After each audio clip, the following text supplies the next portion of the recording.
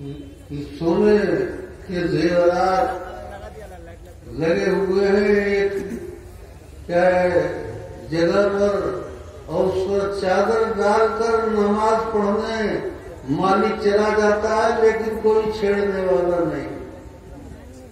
اللہ نے ہمارے حضرت کی دعا قبول فرما دی۔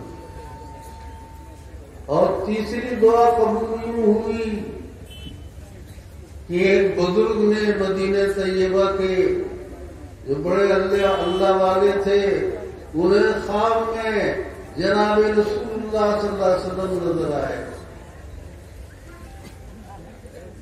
حدیث میں آتا ہے کہ من رانی فقد رانی فإن الشیطان لا يتمثل بی، جس نے مجھے دیکھا خواب میں اس نے مجھے کو دیکھا۔ شیطان میری شکل اختیار نہیں کر سکتا، نہ خواب میں نہ بیداری میں۔ انہوں نے دیکھا کہ نبی کریم صلی اللہ علیہ وسلم روضہ اقدس سے اٹھے اور دائیں اور بائیں حضرت ابوبکر و عمر رضی اللہ عنہما ہیں۔